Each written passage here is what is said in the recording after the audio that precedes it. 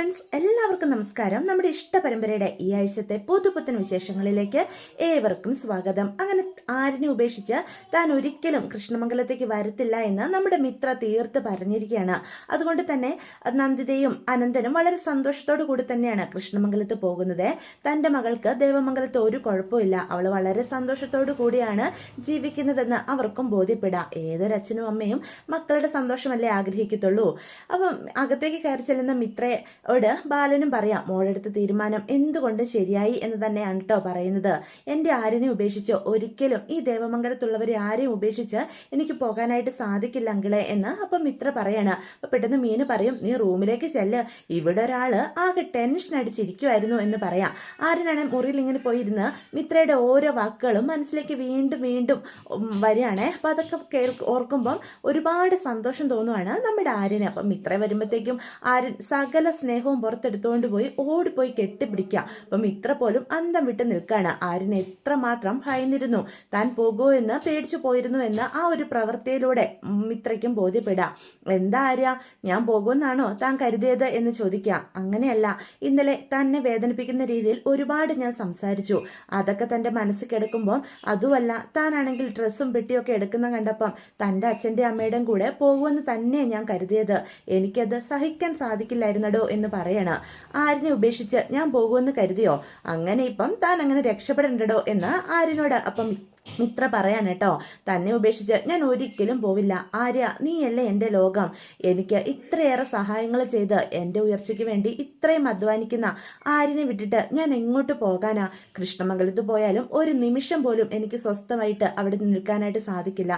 എൻ്റെ ചിന്തകൾ മുഴുവനും ദേവമംഗലത്തെ ചുറ്റിപ്പറ്റി ആയിരിക്കും എന്ന് പറയാം. അപ്പം ആര്യൻ മിത്രയുടെ അടുത്തേക്ക് ചെല്ലുകയാണ്. സോറിഡോ, തന്നെ വേദനിപ്പിക്കുന്ന രീതിയിൽ ഞാൻ സംസാരിച്ചു പോയി. പെട്ടെന്ന് അലോകിനെ കാണാൻ താൻ ജയിലിൽ പോയി എന്ന് അറിഞ്ഞപ്പം എനിക്ക് സഹിക്കാനായിട്ട് സാധിച്ചില്ല. അതിലേക്കാളൊക്കെ ഉപരി താൻ എന്നിൽ നിന്നത് മറച്ചു വെച്ചതിലാ എനിക്ക് ഏറ്റവും കൂടുതൽ സങ്കടമുണ്ടായത് എന്ന് പറയണം. അപ്പം മിത്ര പറയും, എനിക്ക് മനസ്സിലാക്കുവാര്യ, ഞാൻ ചെയ്തത് തെറ്റ് തന്നെയാ.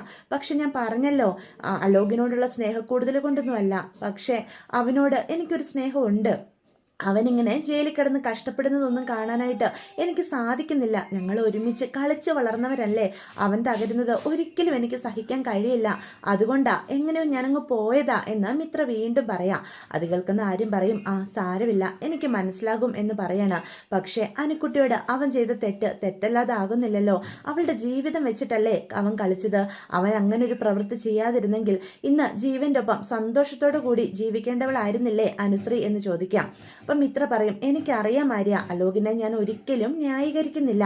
പക്ഷേ ഒരു സഹോദരി എന്ന നിലയിൽ എൻ്റെ സഹോദരൻ്റെ ജീവിതം നശിച്ചു പോകാൻ എനിക്ക് ആഗ്രഹിക്കാൻ സാധിക്കില്ലല്ലോ എന്ന് പറയാണ്. ഇപ്പം തന്നെ അച്യുതൻ ചെറിയച്ഛനും രാജശ്രീ ചെറിയമ്മയും നല്ല ദേഷ്യത്തിലാണ്. ഞാൻ അവരുടെ കൂടെ ചെല്ലാത്തതിൽ നല്ല അമർഷം കാണും എന്ന് പറയാം. അത് മിത്ര പറഞ്ഞത് വളരെ ശരി തന്നെയാണ് കേട്ടോ. കൃഷ്ണമംഗലത്തേക്ക് ചെല്ലുന്ന രാജശ്രീ അവിടെ വലിയ ബഹളം തന്നെ വെക്കുന്നുണ്ട്. മറ്റൊന്നും കൊണ്ടല്ല, മിത്ര തങ്ങളുടെ കൂടെ ഇറങ്ങി വരുമ്പം മിത്രയെ കൊണ്ട് ആരിനെതിരെ കേസ് കൊടുപ്പിക്കണം എന്നൊക്കെയായിരുന്നു അച്യുതന്റെയും രാജശ്രീയുടെയും ബുദ്ധിയിലുണ്ടായിരുന്ന കാര്യങ്ങൾ. പക്ഷെ അതൊക്കെ തകിടം മറിഞ്ഞു പോയല്ലോ. മിത്ര ഒരിക്കലും ആരിനെ ഉപേക്ഷിച്ച് വരത്തില്ല എന്ന് അവർക്ക് ബോധ്യപ്പെട്ടിരിക്കുകയാണല്ലോ. അപ്പൊ നന്ദിതയും അനന്തനും അടുത്തേക്ക് ചെല്ലുമ്പോഴത്തേക്കും അച്യുതൻ പറയും, എങ്കിലും ഏട്ടൻ ചെയ്തത് ഒട്ടും ശരിയായില്ല. നീ എന്താ അച്യുത ഈ പറയുന്നേ എന്ന് അനന്തനപ്പ ചോദിക്കും. അല്ല, അവള് വരില്ലെന്നൊക്കെ പറഞ്ഞാലും ഏട്ടൻ അവളെ നിർബന്ധപൂർവ്വം പിടിച്ചോണ്ട് വരായിരുന്നു. ഏട്ടൻ അതിന് ശ്രമിച്ചില്ലല്ലോ എന്ന് ചോദിക്കാം. അപ്പൊ നന്ദിത പറയും, മിത്രയ്ക്ക് വരാൻ താല്പര്യമില്ല എന്ന് പറയുമ്പം അവളെ വലിച്ചഴിച്ചുകൊണ്ട് വരാൻ പറ്റില്ലല്ലോ. അവൾ അവിടെ സന്തോഷത്തോടു കൂടിയേ ജീവിക്കുന്നതെന്ന് അറിഞ്ഞല്ലോ, അതുപോരെ നമുക്ക് എന്ന് പറയാം. രാജശ്രീ പറയും, അല്ലേലും ഏട്ടനും ഏടത്തിക്കും ഇപ്പം ദേവമംഗലത്തുകാരോട് ഒരു സ്നേഹമൊക്കെ വന്നിട്ടുണ്ട്. പക്ഷെ ഈ രാജശ്രീ ജീവിച്ചിരിക്കുമ്പം അവരുമായിട്ടൊരു ബന്ധം ഉണ്ടാക്കാൻ ഞാൻ സമ്മതിച്ച് തരത്തില്ല എന്ന് പറയാം. എൻ്റെ മകൻ്റെ ജീവിതം വെച്ച് കളിക്കുന്നവരാ അവിടെ ഉള്ളവര്. ഇപ്പം എൻ്റെ കുഞ്ഞവിടെ ജയിലിൽ എത്ര മാത്രം കഷ്ടപ്പെടുന്നുണ്ട്. ആർക്കെങ്കിലും ആ ബുദ്ധിമുട്ട് അറിയണോ എന്നൊക്കെ രാജശ്രീ പറയാം. നീ എന്തിനാ രാജശ്രീ ഇങ്ങനെ എഴുതാപ്പുറം വായിക്കുന്നത് എന്ന് ചോദിക്കുകയാണ്. പെട്ടെന്ന് രാജശ്രീ പറയും, അനുശ്രീ അവളുടെ അച്ഛൻ വിളിച്ചപ്പോൾ തന്നെ കൂടെ ഇറങ്ങി പോയില്ലേ. മിത്രയ്ക്ക് ഏട്ടനോടും ഏടത്തോടും ഒന്നും ഒരു സ്നേഹവും ബഹുമാനവും ഒന്നുമില്ല. അതുകൊണ്ടാ അവൾ ഈ രീതിയിൽ ഒരു പ്രവൃത്തി ചെയ്തത് എന്നൊക്കെ പറയാൻ കേട്ടോ. അത് കേൾക്കുന്ന നന്ദിത പറയും, നീ എന്തൊക്കെയാ ഈ വിളിച്ച് പറയുന്നത്? അനുശ്രീയുടെയും അലോകിന്റെ അവസ്ഥയാണോ? അനുശ്രീ എങ്ങനെയാണ് കൃഷ്ണമംഗലത്ത് വന്നതെന്ന് നീ പറയുന്നതിന് മുന്നേ ഒന്ന് ആലോചിക്കുന്ന എന്തുകൊണ്ട് നല്ലതാ രാജശ്രീ എന്ന് നന്ദിതയും പറയാൻ കേട്ടോ. തൻ്റെ മകളെ പറ്റി മോശമായിട്ട് പറയുന്നതൊന്നും സഹിച്ചു നിൽക്കാൻ നന്ദിതയെ കൊണ്ട് സാധിക്കുന്നില്ല. പിന്നെ ആര്യനും മിത്രയും വിവാഹം കഴിച്ചവരാ, സ്വന്തം ഭർത്താവിനെ ഉപേക്ഷിച്ച് നീ ആണെങ്കിൽ പോവോ എന്ന് നന്ദിത വീണ്ടും ചോദിക്കാം. അപ്പൊ അതിന് രാജശ്രീക്ക് മറുപടിയില്ല. ഉടനെ ഇന്ദിരാമ്മയുടെ അടുത്തേക്ക് വരിക. ദേ അമ്മേ, ഞാനൊരു കാര്യം പറഞ്ഞേക്കാം, എല്ലാവരും എല്ലാം മറന്ന ലക്ഷണമാണ്, പക്ഷെ ഈ രാജശ്രീ ഒന്നും മറക്കില്ല. എന്റെ മകനെ ജയിലിൽ നിന്ന് പുറത്തിറക്കിയില്ലെങ്കിൽ സത്യമായിട്ടും ഞാൻ പിന്നെ ഒരു നിമിഷം പോലും ജീവിച്ചിരിക്കില്ല എന്നും പറഞ്ഞ് ആകെ ബഹളം വെക്കാം. അപ്പൊ ഇന്ദിരാമ്മ പറയും, രാജശ്രീ മോളെ നീ ഒന്ന് അടങ്ങ്, ഇവിടെ അലോകിനെ പുറത്തിറക്കാനായിട്ട് അനന്തനും അച്യുതനും ഒക്കെ ശ്രമിക്കുന്നുണ്ടല്ലോ എന്ന് പറയാം. പെട്ടെന്ന് അച്യുതൻ പറയും, ഞങ്ങൾ ശ്രമിക്കുന്നുണ്ടെങ്കിലും അനുശ്രീ അവള് വിചാരിച്ചാൽ മാത്രമേ അലോകിനെ പുറത്തിറക്കാൻ സാധിക്കുകയുള്ളൂ എന്ന അവസ്ഥയാ. അവള് സ്ട്രോങ് ആയിട്ട് കോടതിയിൽ നിന്ന് കഴിഞ്ഞാൽ എന്റെ മോന്റെ ജീവിതം എന്നും പറഞ്ഞ് അച്യുതൻ തലയ്ക്ക് കൈയും കൊടുത്തിരിക്കുകയാണ് കേട്ടോ. അത് കാണുന്ന ഇന്ദിരാമ്മ പറയും, ഞാൻ ഒരിക്കൽ കൂടി പോയി ഗോമതിയോട് സംസാരിക്കാം എന്ന് പറയാം. അത് കേൾക്കുന്ന അച്യുതൻ പറയുന്നുണ്ട്, അമ്മ ഒരിക്കൽ ആ ബാലനോട് പോയി സംസാരിച്ചതല്ലേ, അമ്മയോട് അവന് വലിയ ബഹുമാനമാണെന്നൊക്കെയല്ലേ പറയാറ്, എന്നിട്ട് അമ്മയുടെ വാക്കിന് അവൻ എന്തെങ്കിലും വില നൽകിയോ? ഇനിയിപ്പം അമ്മ ഗോമതിയോട് പോയി ാലും ആ ബാലനെ എതിർത്തിട്ട് അവളൊന്നും ചെയ്യാൻ പോകുന്നില്ല. എൻ്റെ മകനെ എനിക്ക് എങ്ങനെയും പുറത്തിറക്കിയല്ലേ പറ്റൂ എന്ന് പറഞ്ഞ് അച്യുതനും രാജശ്രീയും ബഹളം വെക്കാണ് കേട്ടോ.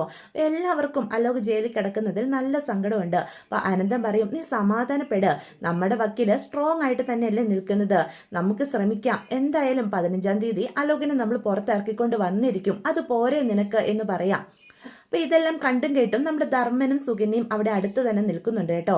അപ്പൊ പെട്ടെന്ന് അച്യുതൻ വന്ന് ധർമ്മന്റെ അടുത്തേക്ക് വന്നിട്ട് പറയാ, എടാ നിന്റെ കടയുടെ സകല കാര്യങ്ങളും റെഡി ആയിട്ടുണ്ട്, ഈ ആഴ്ച തന്നെ കടയുടെ ഉദ്ഘാടനം നടത്തി നീ കട തുടങ്ങിയിരിക്കണം, പറയുന്നത് കേൾക്കുന്നുണ്ടോ എന്ന് ചോദിക്കാം. അപ്പൊ ധർമ്മം പറയും, ദേ അച്ചുവേട്ട, ഈ പ്രശ്നങ്ങൾക്കിടയിലേക്ക് എന്നെ വലിച്ചിടരുതെന്ന് എത്ര തവണ പറഞ്ഞു, ഇരു വീട്ടുകാർക്കും ഇടയിലുള്ള പ്രതികാരം വീട്ടാനായിട്ടുള്ള ഒരു വസ്തുവാണോ ഞാൻ, അതിനായിട്ടാണോ അച്ചുവേട്ടൻ ആ കട കാണുന്നത് എന്ന് ചോദിക്കാം.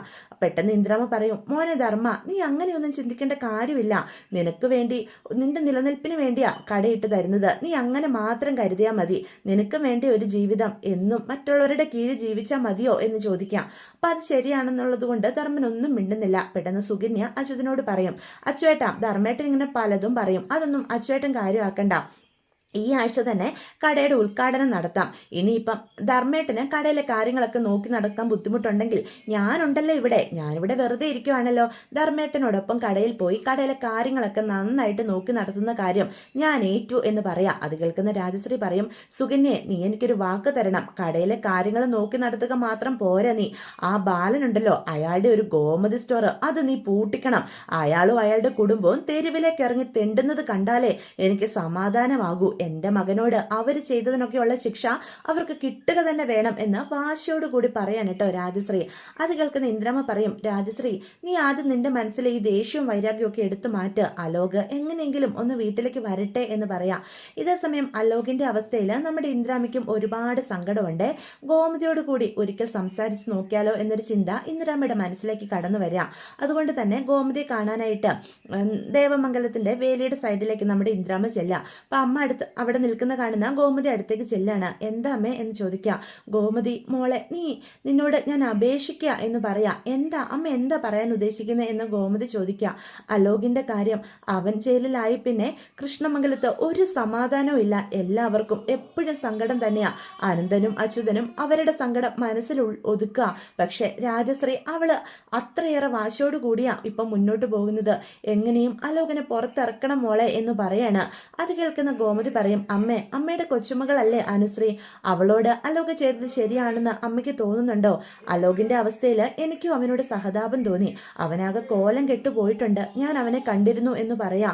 മോളെ, എനിക്കറിയാം അവൻ ചെയ്തത് ഒരു പെൺകുട്ടിയോടും ചെയ്യാൻ പാടില്ലാത്ത തെറ്റാ, പക്ഷെ രണ്ടുപേരും എൻ്റെ കൊച്ചുമക്കളല്ലേ, ഒരാളെ എനിക്കങ്ങനെ കളയാൻ പറ്റുമോ എന്ന് ഇന്ദിരാമ്മ ചോദിക്കുകയാണ്. അമ്മ മരിക്കുന്നതിന് മുന്നേ ഈ ഇരു കുടുംബങ്ങൾക്കും ഇടയിലുള്ള സകല ദേഷ്യവും സങ്കടവും വാശിയൊക്കെ മാറി നിങ്ങൾ ഒരുമിച്ച് ജീവിച്ച് കണ്ടിട്ട് ഒന്ന് കണ്ണടച്ചാൽ മതിയെന്നാ ഏതു നേരവും ഞാൻ പ്രാർത്ഥിക്കുന്നത്. ഇപ്പൊ അലോക് ജയിലിലായതോടുകൂടി രാജശ്രീയുടെയും അച്യുതന്റെയും വാശിയും വൈരാഗ്യവും ഒക്കെ ഒന്നും കൂടി കൂടിയിരിക്കുക.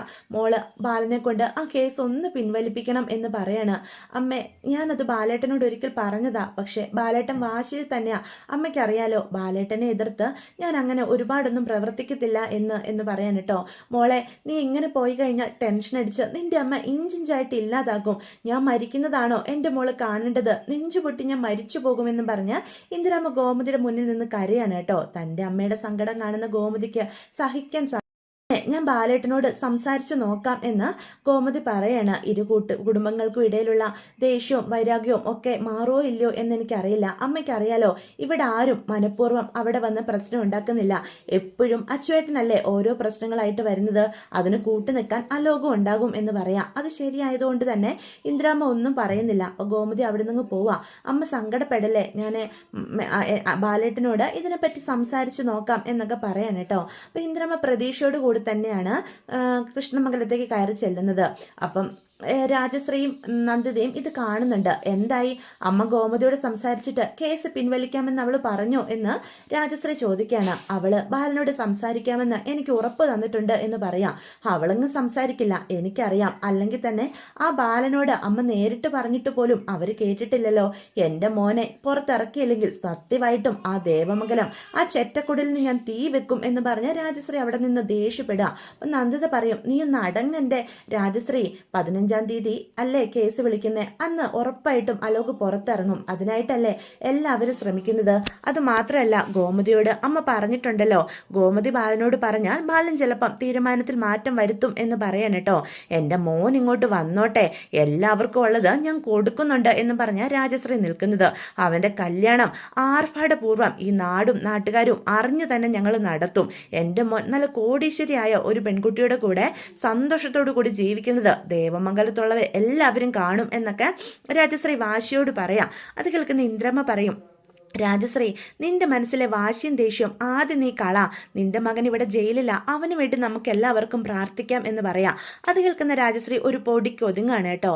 ഇതേ സമയം നമ്മുടെ ധർമ്മന്റെ കട തുടങ്ങാനുള്ള കാര്യങ്ങളൊക്കെ തകൃതിയായിട്ട് ചെയ്യുന്നുണ്ട്. അപ്പോൾ ഗോമതി സ്റ്റോറിൻ്റെ അടുത്ത് തന്നെ പുതിയൊരു കട വരുന്നതും അത് ധർമ്മനുള്ളതാണ് എന്നുള്ള കാര്യമൊക്കെ നമ്മുടെ ബാലനും അറിയുന്നുണ്ട് കേട്ടോ. അപ്പോൾ ഒരു ദേവമംഗലത്ത് പോയി ബാലൻ ഇക്കാര്യം പറയുന്നുണ്ട്. അപ്പം ബാലൻ ഇങ്ങനെ സങ്കടപ്പെട്ടിരിക്കുന്ന കാണുമ്പം ഗോമതി ചോദിക്കുന്നുണ്ട്, എന്താ ബാലേട്ട, എന്താ കാര്യം എന്നൊക്കെ ഇങ്ങനെ ചോദിക്കുക. അത് കേൾക്കുമ്പം ഗോമതിയോട് ബാലൻ പറയുന്നുണ്ട്, ധർമ്മൻ പുതിയ കട തുടങ്ങാൻ പോവാ എന്ന് പറയാ. കടയോ? ആ, അനന്തനും അച്യുതനുമാ അവന് കടയിട്ട് കൊടുക്കുന്നത്. നിന്റെ ഏട്ടന്മാര് അവരുടെ മുഴുവൻ പ്രൗഢി എടുത്തിട്ട് വലിയൊരു കട തന്നെയാണ് തുടങ്ങിയിരിക്കുന്നത്. എവിടെയായിട്ടാ എന്ന് അപ്പം വളരെ സന്തോഷത്തോടു കൂടിയാ നമ്മുടെ ഗോമതി ചോദിക്കുന്നത്. വേറെ എവിടെ? ഗോമതി സ്റ്റോറിൻ്റെ അടുത്ത് തന്നെയാണ് തുടങ്ങുന്നത് എന്ന് പറയാം. അവിടെ അടുത്തോ എന്ന് അപ്പം ഗോമതി ഞെട്ടി നിൽക്കുക. അവൻ കട തുടങ്ങുന്ന കാര്യം നമ്മളോടൊരു വാക്ക് പോലും പറഞ്ഞില്ലല്ലോ എന്ന് അപ്പം ഗോമതി സങ്കടത്തോടു കൂടി ചോദിക്കുക. സാരമില്ല, അവൻ കട തുടങ്ങട്ടെടോ. എത്ര കാലമെന്ന് വെച്ചാൽ മറ്റുള്ളവരുടെ കീഴിൽ അവൻ ജീവിക്കുന്നത്. അവൻ നമ്മുടെ മൂത്ത മകനല്ലേ, അവൻ വളർന്നു കാണണമെന്നല്ലേ നമ്മൾ എപ്പോഴും ആഗ്രഹിക്കുന്നത് എന്ന് പറയാം. എങ്കിലും അവൻ നമ്മളെ ഇത്രയധികം വെറുത്തോ ബാലേട്ട, നമ്മളോട് ഒരു വാക്ക് പോലും പറഞ്ഞില്ലല്ലോ എന്ന് ഗോമതി സങ്കടത്തോടു കൂടി നിൽക്കുക. ഇതേ സമയം ഗോമതി ആണെങ്കിൽ ഇന്ദിരമ്മ പറഞ്ഞ കാര്യം ബാലനെ അറിയിച്ചാലോ എന്നിങ്ങനെ ആലോചിച്ച് നിൽക്കുക. താനെന്താ സങ്കടപ്പെട്ട് നിൽക്കുന്നത് എന്ന് ചോദിക്കുക. അത് ബാലേട്ട, ഞാനൊരു കാര്യം പറയട്ടെ, അലോകിൻ്റെ കേസ് അതിനി നമ്മൾ മുന്നോട്ട് കൊണ്ടുപോകണോ എന്ന് ചോദിക്കുക. അമ്മയ്ക്ക് ഒരുപാട് സങ്കടമുണ്ട്. അമ്മ എന്നോട് സംസാരിച്ചിരുന്നു, കൃഷ്ണമംഗലത്ത് ആകെ പ്രശ്നവും ബഹളവും ഒക്കെയാണെന്ന്. അമ്മ ഇങ്ങനെ പോയാൽ സങ്കടം കൊണ്ട് നെഞ്ചുപൊട്ടി മരിക്കുമെന്ന് എന്നോട് പറഞ്ഞു. എനിക്കിതൊന്നും സഹിക്കാൻ കഴിയുന്നില്ല. അല്ലെങ്കിലും നമ്മുടെ മോളെ കൊണ്ട് എത്ര നാളിനി കോടതി കയറി ഇറങ്ങേണ്ടി വരും. ഈ കേസും കൂട്ടും ഒന്നും വേണ്ട ബാലേട്ട, നമുക്കവളെ പഠിക്കാൻ വിടാം എന്ന് പറയാം.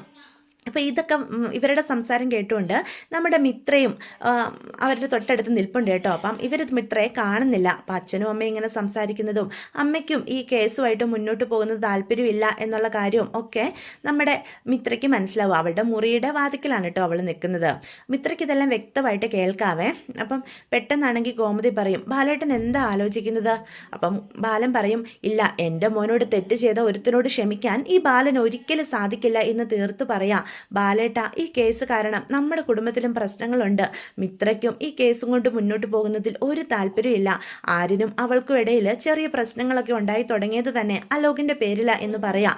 ഇപ്പം കുഴപ്പമൊന്നുമില്ല, എങ്കിലും ഇതുമായിട്ട് വേണ്ട ബാലേട്ട, നമുക്ക് ഈ കേസ് വേണ്ട എന്ന് തീർത്തു പറയാണേ. അപ്പോൾ തൻ്റെ അമ്മയ്ക്കും ഏടത്തിക്കും ഒക്കെ ഈ കേസ് കാരണം വേദന ഉണ്ടാകുന്നുണ്ട്. അവർക്കാർക്കും താല്പര്യമില്ല എന്ന് മനസ്സിലാക്കുന്ന നമ്മുടെ അനുവിനും ആകെ സങ്കടം വരിക. താൻ കാരണമാണോ ഇവിടെ ഈ പ്രശ്നങ്ങളൊക്കെ ഉണ്ടാകുന്നത്? അതുമാത്രമല്ല നമ്മുടെ അലോകിൻ്റെ അവസ്ഥയും അനുവിനെ ബാധിക്കുന്നുണ്ട്. എന്തായാലും 15-ാം തീയതി കേസിൻ്റെ അന്ന് ഇത്തവണ എല്ലാവരും കൂടി അല്ലട്ടോ പോകുന്നത്. ബാലൻ പറയുന്നുണ്ട് ഗോമതിയും ആര്യനും വരണ്ട, ഞാനും അനുമോളും മാത്രം പൊയ്ക്കോളാം എന്ന് പറയുന്നുണ്ട് കേട്ടോ. അപ്പം അനുവും പറയുന്നുണ്ട് എനിക്ക് നല്ല ധൈര്യമുണ്ട്, ഏട്ടൻ വെറുതെ ലീവ് എടുത്ത് എൻ്റെ കൂടെ വരണമെന്നില്ല, അമ്മയും വരണ്ട എന്ന് പറയാം. അങ്ങനെ ബാലനും നമ്മുടെ അനുവും തന്നെയാണ് പോകുന്നത്. അനു വ്യക്തമായൊരു തീരുമാനവും എടുത്തിട്ടുണ്ട് കേട്ടോ. ഇതേ സമയം അനു ഒന്നും മിണ്ടാതിരിക്കുന്ന കാണുന്ന ബാലൻ ചോദിക്കുന്നുണ്ട് എന്താ മോളെ നിനക്ക് പേടിയുണ്ടോ എന്ന് ചോദിക്കുന്നുണ്ട്. ഇല്ല അച്ഛാ, എനിക്കൊരു പേടിയില്ല, ഞാൻ എന്ത് തീരുമാനം എടുത്താലും എൻ്റെ അച്ഛൻ എൻ്റെ കൂടെ കാണുമല്ലോ എന്ന് ചോദിക്കുക. അപ്പം ബാലൻ പറയും അതെന്താ മോൾ അങ്ങനെ ചോദിച്ചേ, ഉറപ്പായിട്ടും മുൻപും എന്ന് പറയാണ് കേട്ടോ. അങ്ങനെ കേസ് കോടതിയിൽ വിളിക്കുകയാണ്. അപ്പം അലോക് പതിവ് പോലെ തന്നെ അനുവിനെതിരെ വന്ന് നിൽക്കുക. കേസിൻ്റെ കാര്യങ്ങളൊക്കെ ഇരു വക്കീൽമാരും സംസാരിച്ചുകൊണ്ടും ഒക്കെ ഇരിക്കുകയാണ്. പെട്ടെന്ന് അനുശ്രീക്ക് സംസാരിക്കാനുള്ള അവസരം കിട്ടുക. പെട്ടെന്ന് അനുശ്രീ പറയും ബഹുമാനപ്പെട്ട കോടതി മുൻപാകെ എനിക്കൊരു കാര്യം ബോധിപ്പിക്കാനുണ്ട്. അലോക് അവൻ എന്നോട് ചെയ്തത് ഒരു പെൺകുട്ടിയോടും ആരും ചെയ്യാൻ പാടില്ലാത്ത പാവവാ. എൻ്റെ ജീവിതം വെച്ച അവൻ കളിച്ചത്. പ്രണയം നടിച്ച് എന്നെ ചതിച്ച് എന്നെ വഞ്ചിച്ചവനാ അലോക്. പക്ഷേ ഈ കേസുമായിട്ട് മുന്നോട്ട് പോകാൻ എനിക്ക് താല്പര്യമില്ല. അത് ഇവനോട് എനിക്ക് സഹതാപം തോന്നിയിട്ടൊന്നുമല്ല, ഇവൻ ചെയ്ത തെറ്റ് കണ്ടില്ലെന്ന് നടിച്ചിട്ടുമല്ല. എൻ്റെ കുടുംബത്തിൽ ഈ കേസിൻ്റെ പേരിൽ ഒരുപാട് ബുദ്ധിമുട്ടുകൾ ഉണ്ടാകുന്നുണ്ട്. അതുകൊണ്ട് മാത്രം ഇരു കുടുംബത്തിലുള്ളവരും എനിക്ക് വേണ്ടപ്പെട്ടവർ തന്നെയാ. അലോകിൻ്റെ വീട്ടിൽ ഞാൻ ജീവിച്ച അത്രയും നാളും അവിടെയുള്ള എല്ലാവരും എന്നോട് മാന്യമായിട്ടാണ് പെരുമാറിയത്. അവരുടെ ബുദ്ധിമുട്ടുകളും എൻ്റെ വീട്ടിൽ അനുഭവിക്കുന്ന വേദനയും എല്ലാം കൊണ്ടും ഈ കേസ് ഞാൻ പിൻവലിക്കുക. പക്ഷേ ഇവനോട് ഞാൻ ഒരിക്കലും ക്ഷമിക്കില്ല എന്ന് അനുശ്രീ കോടതി മുൻപാകെ പറയാണ് കേട്ടോ. അപ്പോൾ അത് കേൾക്കുന്ന എല്ലാവരും ഞെട്ടിത്തെറിച്ച് നിൽക്കുകയാണ്. അനുശ്രീ ഇങ്ങനൊരു തീരുമാനം എടുക്കുമെന്ന് ആരും കരുതുന്നില്ല. അങ്ങനെ കേസ് അനുശ്രീ പിൻവലിച്ചതോടുകൂടി അലോകിനെ വെറുതെ വിടുകയാണ് കേട്ടോ. ഇനിയിപ്പോൾ അലോകിനെ ജയിലിൽ വെക്കേണ്ട യാതൊരു ആവശ്യവും ഇല്ലല്ലോ. അപ്പം അലോകിനും ഒരുപാട് കുറ്റബോധം തോന്നുവാണ്. താൻ അനുശ്രീയോട് അത്രയധികം തെറ്റുകൾ ചെയ്തു കൂട്ടിയിട്ടും അവസാനം അനു തന്നെ തനിക്ക് വേണ്ടി വന്നല്ലോ പുറത്തിറങ്ങാനുള്ള ചിന്ത വരിക. ഇതേസമയം ബാലൻ ഒന്നും മിണ്ടാതെ പോകുന്ന കാണുന്ന അനു ബാലൻ്റെ കയ്യിൽ പിടിച്ച് നിർത്താണ്. അച്ഛൻ എന്നോട് പിണക്കമാണോ എന്ന് ചോദിക്കുക. ഞാൻ എടുത്ത തീരുമാനം തെറ്റായിട്ടാണോ അച്ഛന് തോന്നുന്നത്? അപ്പോൾ പെട്ടെന്ന് നമ്മുടെ ബാലൻ പറയും ഒരിക്കലുമില്ല, എൻ്റെ മോള് ഒന്നും കാണാതെ ഇങ്ങനൊരു തീരുമാനം എടുക്കില്ല എന്ന് എനിക്കറിയാം. എന്തായാലും മോൾക്ക് ഇതാ ശരിയെന്ന് തോന്നുന്നതെങ്കിൽ ഇത് തന്നെയാണ് നല്ലത് എന്ന് പറയാം. അത് കേൾക്കുന്ന അനു പറയും ഇല്ല അച്ഛാ, ഇത് തന്നെയാണ് ശരിയെന്നാ എൻ്റെ മനസ്സ് പറയുന്നത്. അമ്മയ്ക്കും ഏടത്തിക്കും ഒക്കെ ഈ കേസുമായിട്ട് മുന്നോട്ട് പോകാൻ താല്പര്യമില്ല. നമ്മുടെ കുടുംബത്തിൻ്റെ സമാധാനം കളഞ്ഞിട്ട് എന്തിനാ അച്ഛാ ഞാൻ ഈ കോടതി കയറി ഇറങ്ങുന്നത്? അതുമാത്രമല്ല കൃഷ്ണമംഗലത്തുള്ള ആരും എന്നോട് ഒരു ഉപദ്രവവും ചെയ്തിട്ടില്ല അലോക് ഒഴിച്ച്. അങ്ങനെയുള്ളപ്പം അവരെയും ഞാൻ വെറുതെ വേദനിപ്പിക്കേണ്ട കാര്യമില്ലല്ലോ എന്ന് പറയാണ്. എനിക്ക് കേസും വേണ്ട, ഒന്നും വേണ്ട, എനിക്ക് പഠിച്ചാൽ മതി. എൻ്റെ അച്ഛൻ സ്വപ്നം കണ്ടതുപോലെ ഒരു IAS ആകണം, അതുമാത്രമാണ് ഇനി എൻ്റെ ലക്ഷ്യം എന്ന് പറയാം. ഇതേ സമയം നമ്മുടെ അലോകിന് അനുവിനോടൊന്ന് സംസാരിക്കണമെന്നുണ്ട് കേട്ടോ. പക്ഷെ അലോക് പുറത്തിറങ്ങിയതോടുകൂടി അച്യുതൻ വളരെയേറെ സന്തോഷത്തിലാണ്, അനന്തനും അതെ. അങ്ങനെ അവരെല്ലാവരോടും കൃഷ്ണമംഗലത്ത് ചെല്ലുന്നുണ്ട്. മകൻ പുറത്തിറങ്ങിയ സകല സന്തോഷവും രാജശ്രീക്കും ഉണ്ട്. അനുശ്രീ കേസ് പിൻവലിച്ചു എന്ന് കേൾക്കുമ്പം എല്ലാവർക്കും ഒരുപാട് സന്തോഷമാകുന്നുണ്ടെങ്കിലും അച്യുതനും രാജശ്രീയും അത് അവൾ പേടിച്ചിട്ടാണ് എന്നുള്ള രീതിയിലൊക്കെയാണ് കേട്ടോ പറയുന്നത്. അപ്പോൾ ഇതൊക്കെയാണ് വിശേഷങ്ങൾ. വീഡിയോ ഇഷ്ടപ്പെടുവാണെങ്കിൽ ചാനൽ ഒന്ന് സബ്സ്ക്രൈബ് ചെയ്യാനും ലൈക്ക് ചെയ്യാനും ഹൈപ്പ് ചെയ്യാനും ഒന്നും ആരും മറന്നു പോകരുതേ. അപ്പോൾ